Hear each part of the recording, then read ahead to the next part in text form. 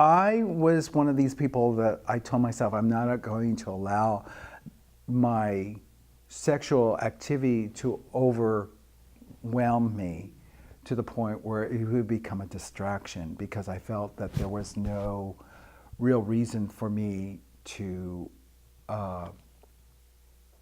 utilize that. Because I also had learned that earlier in my life, because I was actually hanging around a couple of young prostitutes that got into being a prostitute on the street to make extra money, because I didn't have an allowance, wasn't working. So I thought, okay, well, this would be great. And I was really, back then, I was really into going out dancing with my friends. So I thought, well, I don't want to look like a slob. So I got into buying clothes with the money that I made when I was a prostitute. And this is really strange. I actually had my own little corner. You're going to freak out at this. It was in front of on a fire hydrant in front of a Baptist church. And that was my corner. And there were several other people that actually had places, but everybody respected where your spot was, and that was my spot.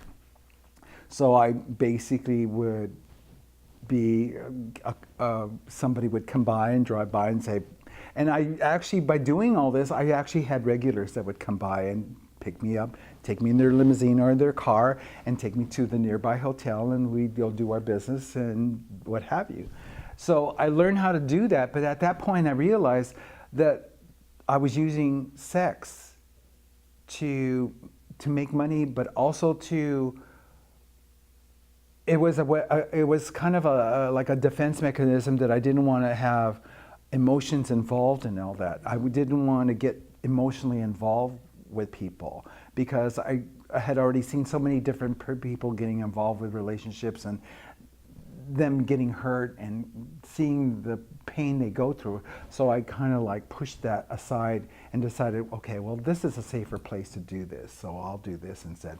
I did that for about maybe 9 months, and then I stopped, because then I started feeling, reviewing what I was doing with myself, and I thought, this is not the way to go. I don't really want to continue doing this, because even though it's great for money, the money that I was getting, my self-respect, I was losing my self-respect because of what I was doing. So I eventually decided to stop doing that. So that made a big difference in terms of, and then that's where I decided I need to keep my sexuality away from my involvements with people, because I didn't want to get hurt. I mean, I've already gone through a hurt, and I didn't want to go through it again. So I kind of like put that on the back burner, even though that was like there all the time, Mm-hmm. I've always been a very caring person, a very helpful person.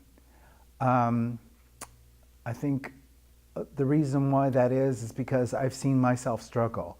And I've been through a lot of different situations that I wouldn't want anybody else to go through.